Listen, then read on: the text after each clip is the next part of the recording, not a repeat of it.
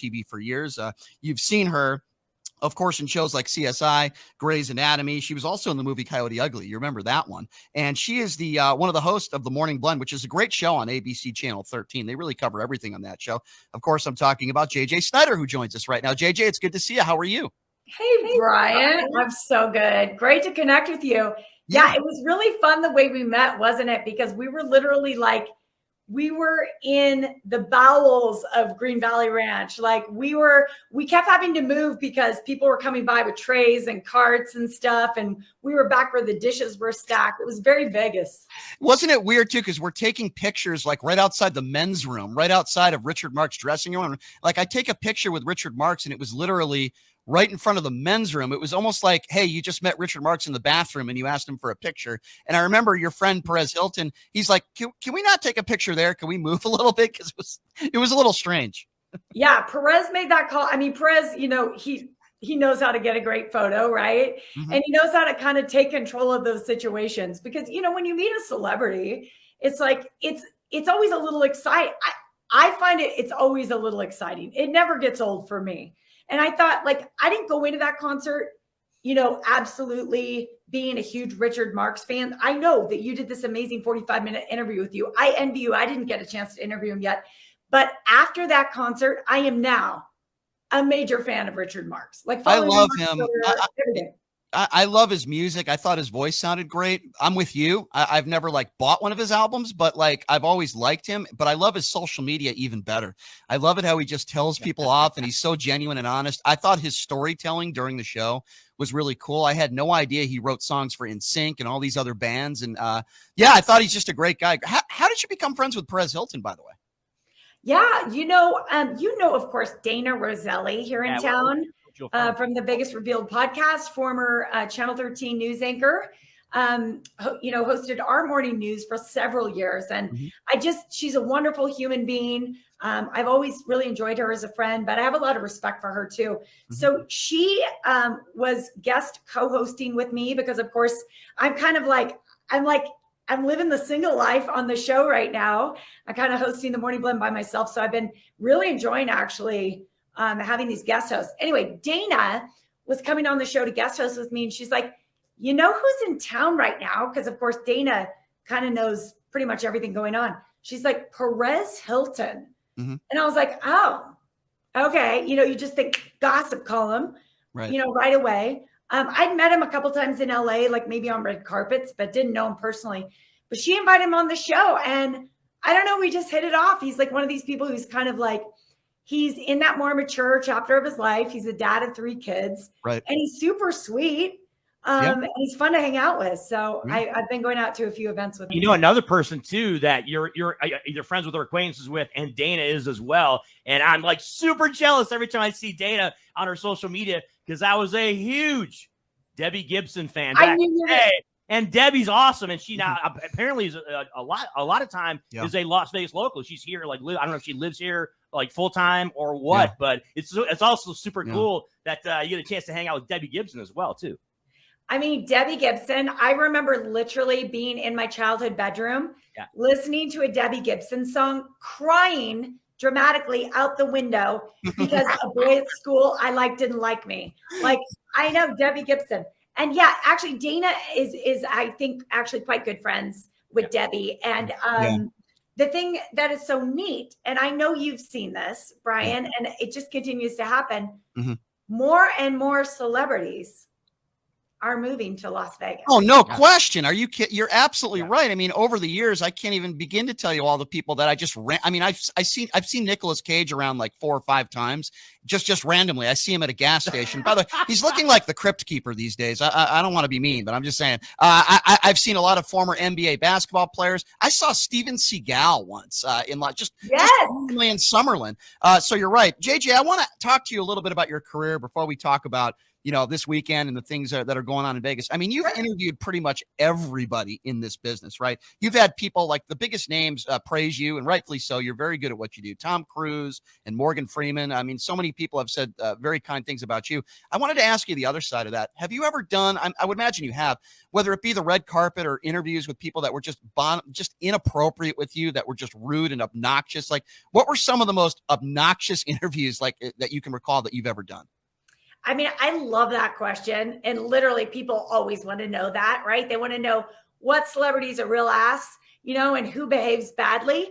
And the funniest thing is, Brian, and I know you guys will get this, is that when celebrities are in the position of doing press, like you ran into Richard Segal at the gas station, right? Mm-hmm. Steven Seagal. He's not doing press. Right. Or Steven Seagal, sorry. Yep. Steven Seagal. I know, by the way, when you said that, I just immediately saw him in a ponytail. Did he have the ponytail? He looked terrible. Marked for death. He looked terrible. That's all. He did not look like Steven Seagal from Under Siege. That's all I'm going to say. He looked like your typical, no, I'm not going to offend all police officers, because some police officers are in very good shape. But he looked like a cop that, goes to Dunkin' Donuts once in a while. That's all. I'll leave it at that. But I'm sorry. I digress. Go ahead. No, that it's all good. I like that. I went with you down that road really easily. The thing is, when they're doing press, when a celebrity is doing press, they know that this is their chance to have the lights and the microphone on them. This is the camera to their fans, right? So they're really, truly on their best behavior. I am there, if I'm an entertainment journalist, I am there as a bridge between them and the people who are buying tickets to see them. So people are really usually truly on their best behavior. Some of my favorite moments have been Susan Sarandon had her dog at her feet, her entire interview. We're at the Beverly Hills Hotel. And oh my gosh, I believe another interview that now I'm getting all these Beverly Hills Hotel memories, but Melissa McCarthy is literally like, the minute I walked in the room to interview her and I were like two best friends. Like I could have gone on a trip with her. That's so She's cool. The coolest chick. Yeah. The only person who, by the way, you mentioned Tom Cruise and Morgan Freeman. Yeah. I don't know if Tom Cruise would have anything good to say about me. He actually, the last time I interviewed him on the Hollywood Strip, he kind of made a reference to he's like, wow, you're full of a lot of energy. And I'm like, if that's coming from the guy who jumps on the couches at Oprah. Yeah, seriously. Can I ask you? Here's the deal, though. Tom Cruise is just a weird guy, period. Yeah. Look, he's a talented actor without question. And, yeah. And even though he hasn't won an Oscar he's a weird before, guy. But still, but he's just a strange kind of person. Anyway. Yeah. I mean, he's a weird guy. He's so good, though, you guys. Yeah. He is so professional. Mm-hmm. He will literally do 3 hours of interviews without complaining. He's the biggest non-diva. That's cool. Amongst A-list actors in Hollywood. So I got to give him credit for that. What do the rumors, right? You hear in Hollywood so many rumors, and I hate to ask you this rumor, but do you believe that there is any truth to the fact that Tom Cruise does not like women? Oh, that wouldn't surprise me at all. I don't listen, when it comes to, romantic preferences in Hollywood. Yeah. I mean, my experience is I remember I worked with some choreographers on one of my first film projects I ever was invited on set to a big film. And one of the choreographers said, well, they were talking about the couple, the director on the show, his wife and he were swingers. And I was like, oh my gosh, that's so weird. Like they're married, but they have, intimate relationship with other people. Right. And the choreographers kind of schooled me and they were like, well, darling, everyone's just a little bit French about it. Do you remember the movie that Tom Cruise did with Nicole Kidman, and they had to be trained how to do love scenes with one another? And I said to myself, this is a married couple. They look so unnatural. You see a lot of other movies with actual real couples, and it looks natural, right? And I remember watching Kidman and Cruise together. But anyway, we can get off the Tom Cruise topic. If you're just joining us, it is JJ Snyder. Of course, she's Morning Blend, does a great show, ABC Channel 13. Check it out. All right, so JJ, let's talk a little bit about the doings and the happenings of what's going on in Las Vegas. It's incredible. I mean, I say to myself, I've been here 20 years, JJ, and I say, wow, do I actually still really live here? It's so awesome. I know you were at the Palms yesterday. Why don't we start there? Tell us a little bit about that. Yeah, the Ghost Bar. the Ghost Bar is back, guys. If you were around Las Vegas, you know, in the early 2000s, and you remember how epic and huge the Ghost Bar was at the top of Palms, it's back. The room is beautiful. It's super high end. It's not a giant room. Did you go back in the day? I did. I did as well too. I met my the glass floor out in the patio where you could look Yes. down, and you know, if you're afraid of heights, not a good thing. I met my that was kind of a cool aspect. childhood crush. I met Jenny McCarthy. I sat with Jenny McCarthy for about 10 minutes, and she could not have been nicer. I want to say these were the days she was hanging out with Jim Carrey, but she is so cool, and she had a deal. That was when the Playboy Club was up there. I don't know. I was going to say, well, Playboy Club's on the mid level essentially, and the Palms had a deal with her where she had to make a certain number of appearances. I got to tell you, she was so cool. Well, I was just going to say, I bet she was there because of Playboy, because of course she was very tied in with the Playboy organization. And yeah, there's some Playboy pool parties across Las Vegas right now, but it would kind of be fun to see that come back to that property as well. So one of the things I didn't expect, of course, you know, they're going to be serving like an amazing cocktail list for sure. So they had that going on. They had like a special ghost cocktail. I was working like the longest day of my life yesterday. So I was saddling it up to the bar for the sparkling water and lime. I had about 7 of them. You know what I'm saying? Nothing wrong with that at all. Hey, I like the Palms. I'm glad they reopened. I hope they are successful. The Hardwood Suite is one of my favorites. I've had some fun nights there, and it's a lot of fun. So what do we got going on this weekend? I mean, obviously there's a lot of different performers and musicians in town and great shows. What do we got going on for JJ this weekend? What's up? Well, okay, a couple of things. First off, on Friday, the Palms it's not just going to be an open bar situation, a ghost bar. Friday and Saturday nights now, they're going to have a performance, and it's kind of a lingering performance. It's a little bit a la 1920s supper club vibe kind of thing. Wow. In the bar. So I didn't expect the entertainment, but the entertainment's there. It's all about kind of reviving after the pandemic. There's lots of feathers. There's beautiful showgirls. There's amazing voices. There's a violinist. So that's kind of like, that was an add-on to what I didn't expect over at the Ghost Bar. Again, those performances Friday and Saturday night. My show, I am dying to see. I'm going a little more classical this weekend, you guys. Westgate, Saturday night, Vegas' own Daniel Emmett on stage with American Idol contestant Pia Toscana.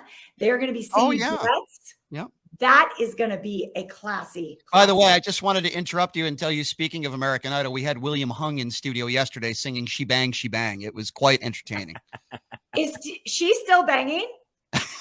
Apparently, yeah. Apparently she likes to bang. Yeah. So William Hung, I don't know if you knew this, but he is now officially a Vegas local. I'm just like, I don't even know what to do with this information right now, Brian. Hold on, I want to play this for you. Can we play this? Yes. I want to play. This is William Hung in studio yesterday, or I'm sorry, last week, singing for us. Have a listen to this, and then I want to get the reaction. She bangs. Oh, baby, when she moves.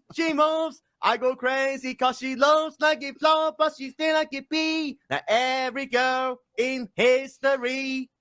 How about that? What would you say to that?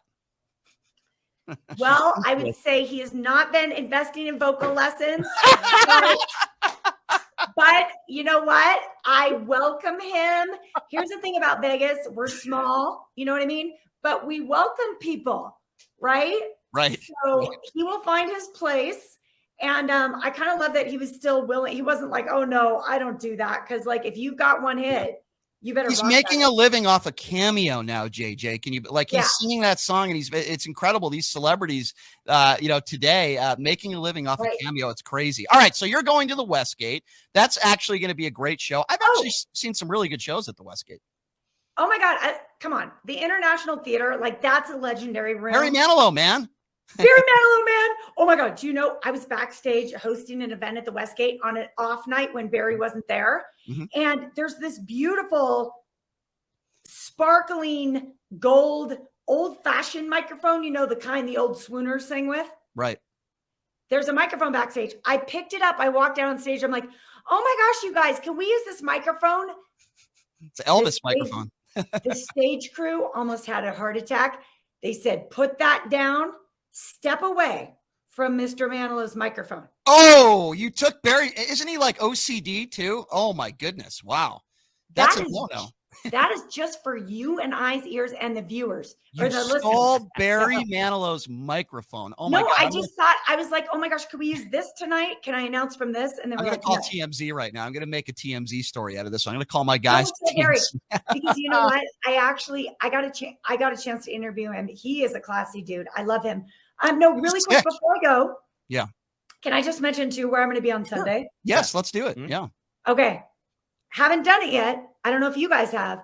Stadium Swim. I'm fully doing the cabana pool action all day at Stadium Swim at Circa. We've had Derek Stevens on this show before. I love Circa. I'm actually going there tonight. I'm actually going to dinner there tonight with some friends. That pool and that atmosphere to watch a Knights game there, it's a great atmosphere. Derek's a great guy, and so you're going to be there on Sunday. How long are you going to be out there? I don't know. It depends if we're having this weather right now, which is is this the longest monsoon you've ever seen in Las Vegas? It's awful. I have the worst allergies. It's terrible.